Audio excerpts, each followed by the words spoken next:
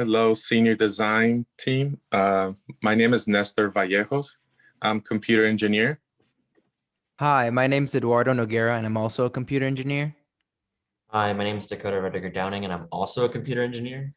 Hi, my name's Stephen Hudson, and I'm a computer engineer, full team of computer engineers. Whole team of computer engineers here. And, and our project today that we decided to do for senior design is something called Magic Meds. So our idea for Magic Meds is essentially an automatic pill dispenser. So I'm going to go on to the next slide to explain that a little bit. So in our project overview, we want to focus our automatic pill dispenser, Magic Meds, to focus on easy accessibility of items, supplements, or prescriptions. So we want patients to have an access to their pills or any other types of supplements to be able to have access and dispense into a cup. We want our project to be compatible with your smartphone device, that it'll have an application. So we want that to allow you to schedule what and when your medication should be dispensed. So you'll have access to your phone and say like, I want to schedule a vitamin D supplement every day for 7 p.m. And your phone will let you notify that, and it'll let the machine will dispense that at that time on those days. So yeah, you'll get notified that through notifications on your phone. We will also, our system, our device will also have a GUI display, an LCD touchscreen display on the machine itself that will show you what has been dispensed before and what is currently there inside, and any other updates too that are going to be dispensing. It'll also display pills that are going to be dispensed, like I mentioned, on the next day. So that's going to be pretty simple. We want the user to know that they can either see their phone or in the bottom of their, or on the screen on the project. Some of the things that helped us motivate this is we looked at some information and we noticed that we wanted to take support of needs of people who take medications or supplements or etc. We want to especially help people who struggle with some difficult illnesses such as Alzheimer's and other illnesses that render our users with bad memory.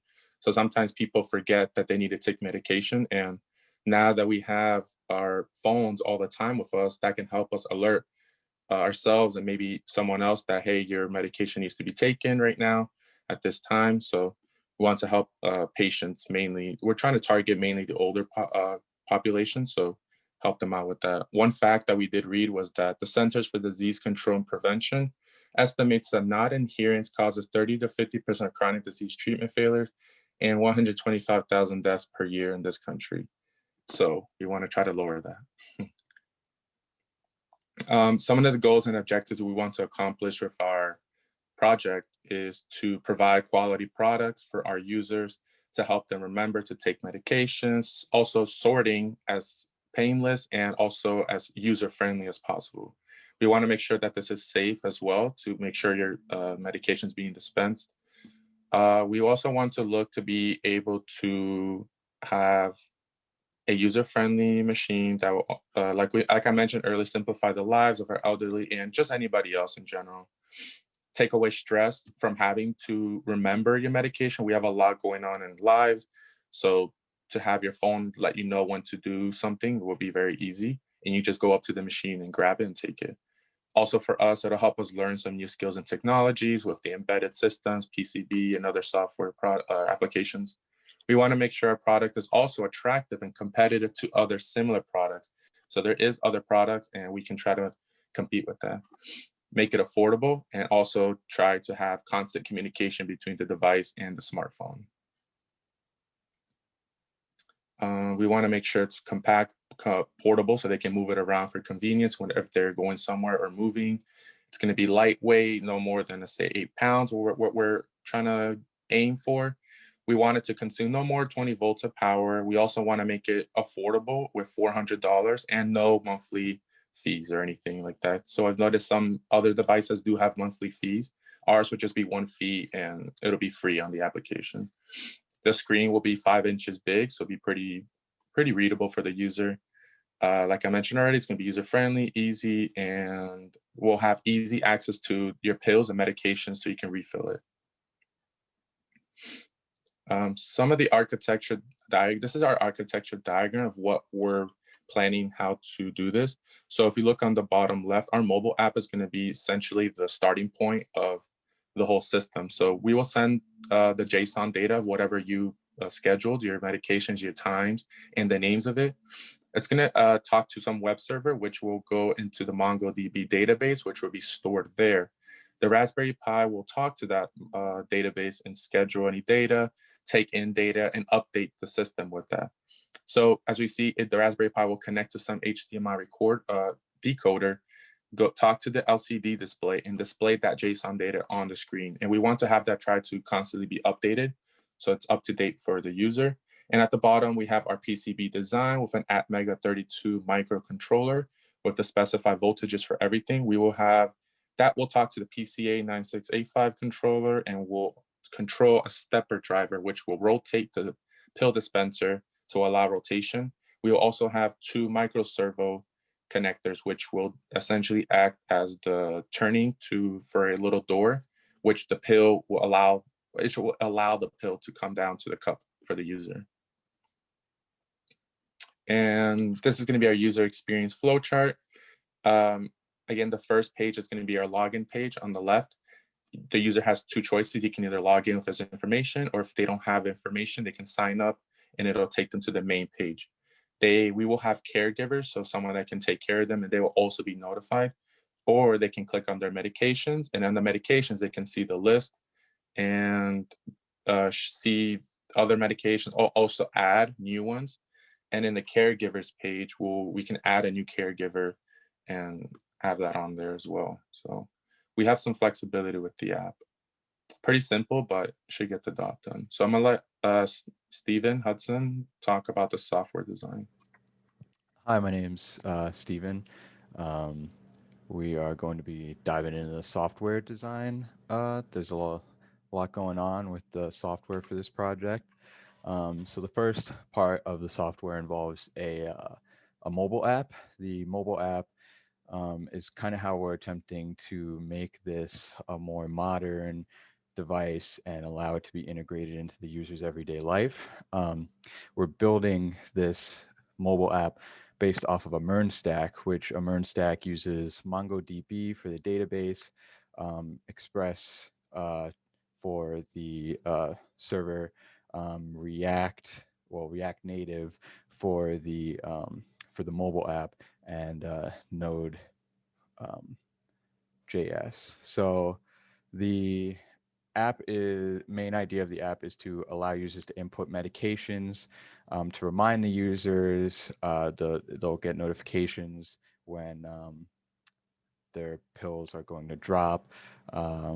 They can also enter caregivers. The caregivers will also get a notification via an SMS message to their phone that the pills have dropped for the specified user, and that way it kind of adds a second layer of responsibility for the person taking the pills. That way, maybe they get the notification while they're out and about, and then they get home and they still forget to take the pills. You have the caregiver who can maybe call them or shoot them a text message saying, hey, just wondering if you remember to take your pills.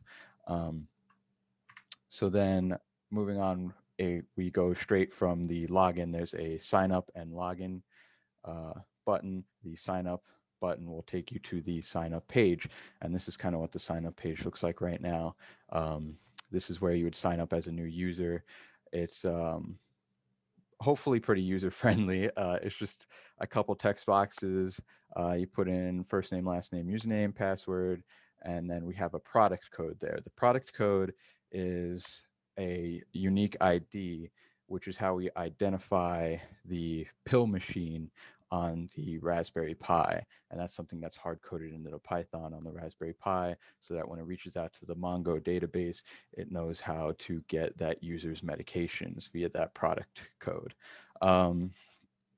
So when it gets all that data, it's going to display it on the LCD screen.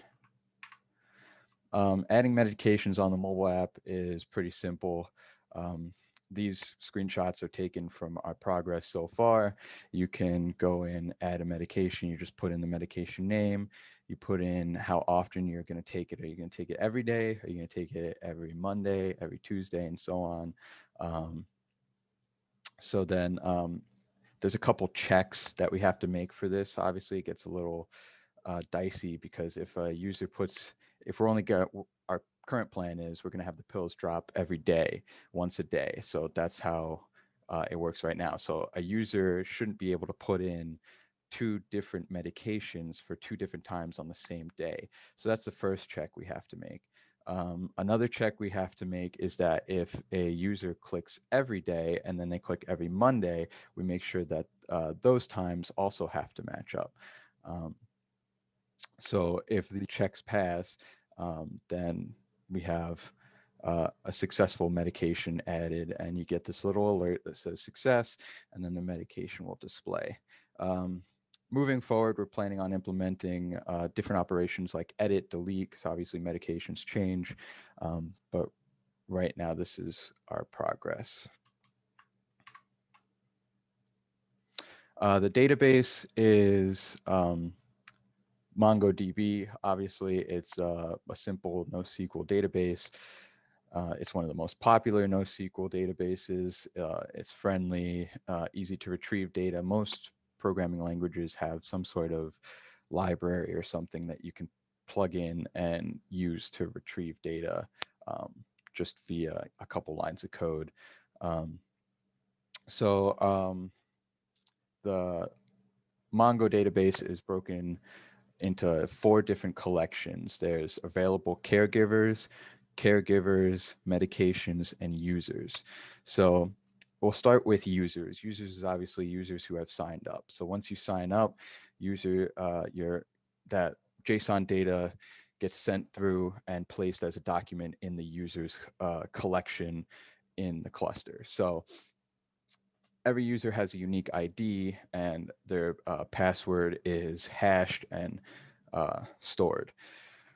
For medications, the medications is all medications that are entered through the app as well. Medications also have the user ID attached to them when they're stored in the database, and that way when we're pulling the medications to the front end of the app, we can easily get that data by just pulling the medications where the user IDs match with the user who's logged in. Caregivers is the same thought process. Each caregiver has a user ID, and we just pull it based off the user who signed in. Now, available caregivers is a little different. Available caregivers is a database that holds all of the caregivers who have signed up through the web portal of this application, and that allows us to add them to a pool of users who can be added as a caregiver in the app. So I'll talk more about this a little later and show the web portal. So adding caregivers is pretty similar to adding medications right here. There's, success, the caregiver has been added, a little message there. If the caregiver doesn't exist in that available caregiver collection, then you get this error where it says caregiver does not exist and they must sign up through the web portal first. And once they're added successfully, the app will start sending SMS messages to them that when the user's pills have dropped. So this is the web portal, and the reason why I made the web portal is because according to FCC regulations, you can't just add somebody and add their phone number and then have them start receiving text messages. So I included that quote here that, the FCC rules ban text messages sent to a mobile phone using an auto dialer unless previous consent has been given. So I made this web portal where the user can go, where the caregiver can go and add themselves, add their phone number, add their carrier, and then add them as a caregiver. And this is just kind of a way for them to give consent that they would like to receive text messages if a user enters them through the mobile app. The reason we ask for carrier is because it is currently costs money to get a phone number and then have SMS messages sent to that phone number, or sent from that phone number. So instead of worrying about that and going through some API like Twilio, we decided that instead we would just use a emailer like React Native has, or I think has Node Mailer, and we can use that to send emails. And so from a Magic Meds email, it'll send to an SMS number and they'll receive it as an SMS text coming from an email. And that's free. So the LCD display also has some software that sits on the Pi that runs a GUI using Python. It uses tkinter, I believe it's called, as the GUI. So the 5-inch display is going to sit on the device and it'll display this when the user enters their product code into when they sign up on the mobile app, then the Python script knows to go get that user's name and all their information to display on the screen. There's a little welcome screen. Hello, whoever they are, welcome to Magic Meds. If they haven't signed up, the screen that they get as a welcome is instead, please go sign up on the mobile app. So this is all done through the Raspberry Pi. So here's what, when they hit continue, here's what the schedule looks like. You have the weekly scheduler on the left and the pills dropping today on the right. The touch screen enables us to have that kind of touch functionality so they can press continue. And we're currently working on monitoring the database using some sort of job scheduling with Python to constantly, maybe every minute, maybe every 5 minutes, go to the database and update the GUI with the new data. So this is just what I was talking about previously, is the job scheduling and an example of the job scheduling. We haven't implemented it yet, but this is all done in Python on the Pi. And then the point is that once we get updates and we start getting updates and all that data comes through the Pi, then we can, well, when the time comes, we'll compare the Raspberry Pi system time with the data we get from the database's time. And if they match, we can send off a signal to our app Mega to start the motor movement process and drop the pills. So obviously we went with a wireless connection. We decided to go with over Wi-Fi instead of Bluetooth. Bluetooth was another thing we had looked into, but we decided to go with Wi-Fi because maybe you're not within range or something of that nature. You would have to be close to the machine in order to update. So all the pieces are connected wirelessly, sending data through Mongo. We use, Express to sending data back and forth, Node.js for the server, all that.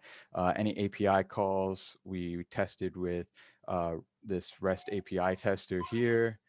And then we hosted it using Heroku. Heroku has a free tier that allows for free hosting. The only problem with it is it'll unload your application, and then when you reload, it takes a little while for it to load up. So if I haven't used the website or the app in a little bit, and then I go to log in, it'll take like 30 seconds to log in instead of 2 seconds. As far as communication between the Pi and the app Mega goes, this will be a wired communication. It's just going to be, we're going to use the SPI and I2C pins on the Pi to communicate with the app Mega, which also has those same pins.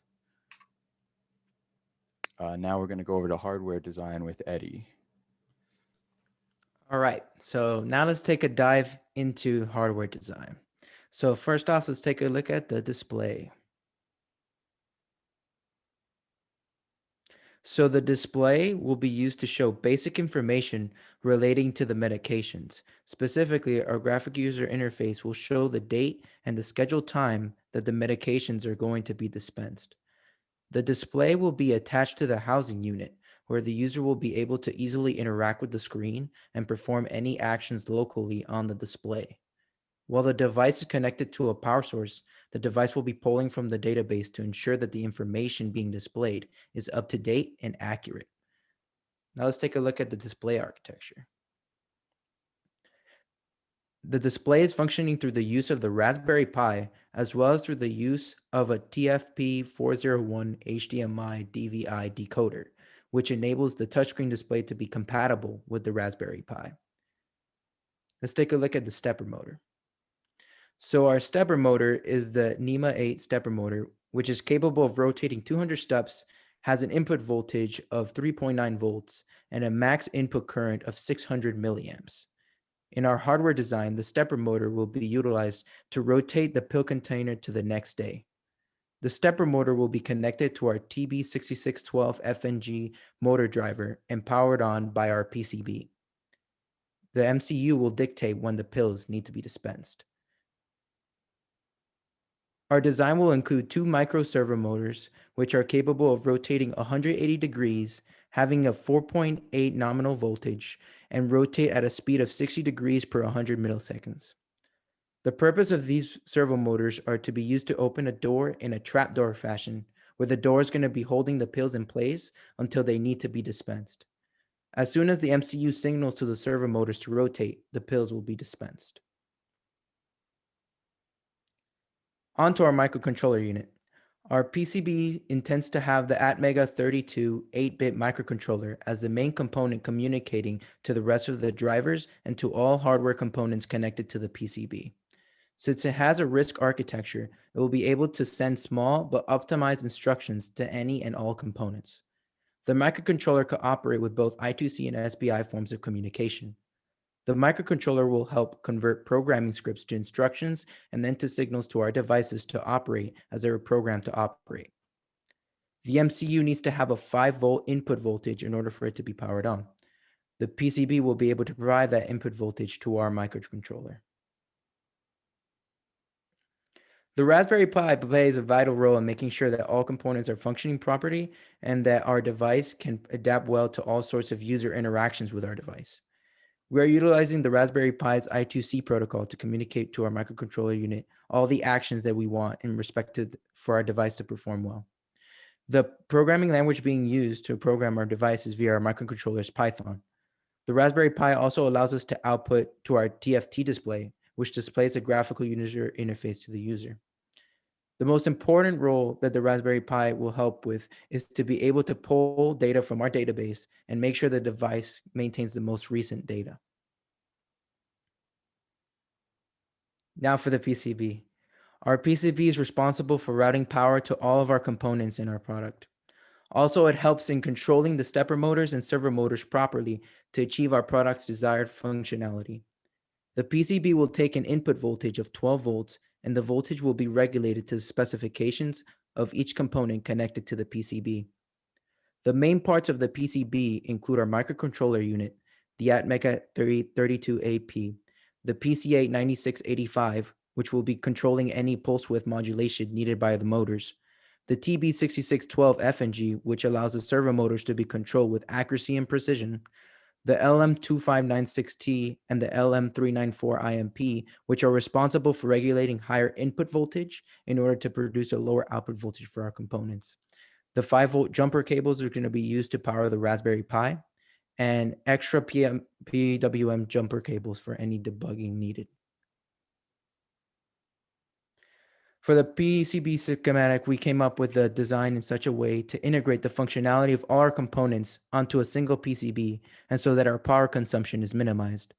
Our microcontroller Atmega 32AP will be responsible with transmitting any data sent from the Raspberry Pi to our PCA 9685 PWM controller. Upon receiving said data, the PCA 9685 then sends the instructions to the connected servo motors. In this design, the PCA 9685 is also capable of sending signals to the TB6612 FNG motor drivers, which will then enable our stepper motor drivers to rotate properly. A bullet cable is included in this design in order to receive the 12-volt input needed to power our PCB. Lastly, there are 2 voltage regulators that will be used to step down our 12-volt input voltage to be able to power our components that need a smaller input voltage.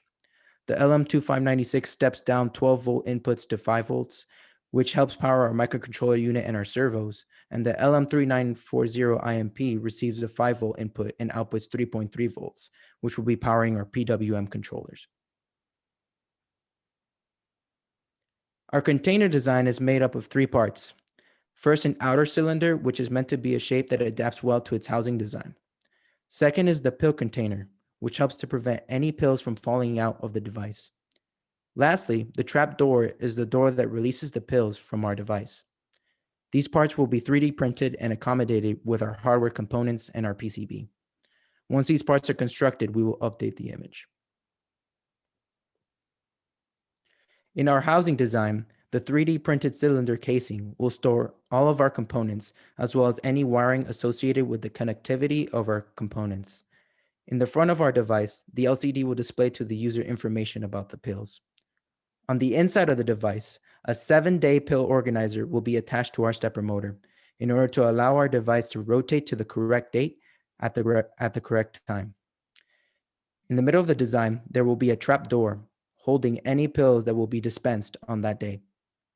Lastly, a medicine cup will be used to hold any pills that are being dispensed for the user to take. Now on to administrative content featuring Dakota. Hello, everyone. I'll be going over administrative content with everyone. So this is how we distributed the work based on our specifications, or based on like what we're good at. Steven said in his past history that he's gone over multiple mobile applications and he works with most languages that involve mobile development. So we put him on that role.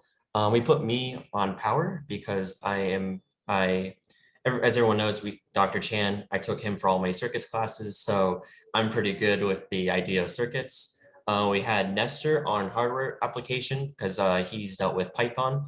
So we figured he'd be great at coding up the Raspberry Pi in order to perform our applications.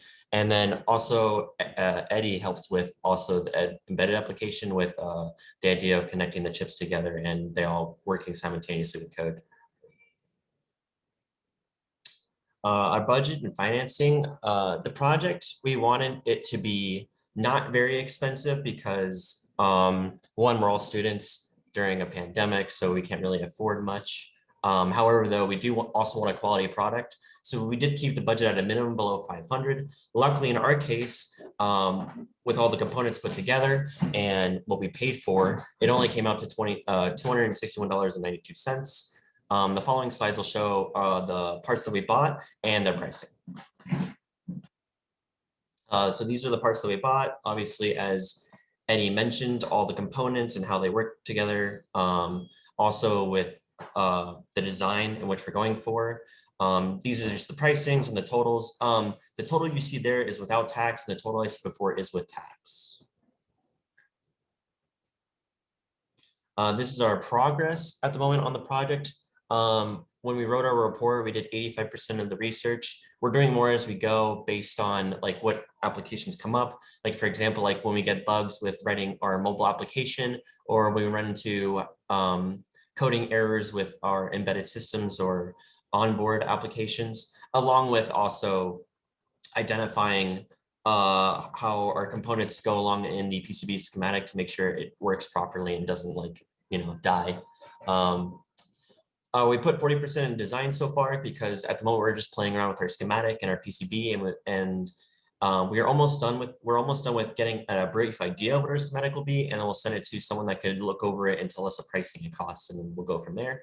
Prototyping we haven't really done yet because we don't have all the components put together yet. We do have most of the prototyping done for the embedded parts, like getting the stepper motor and the servo motor to spin, along with having our mobile application being able to process users and stuff like that. That goes along with testing. Steven has done multiple testing with the mobile application and seeing how it accepts users and how we can have caregivers and stuff ideally. And then we have 45% of the total project done.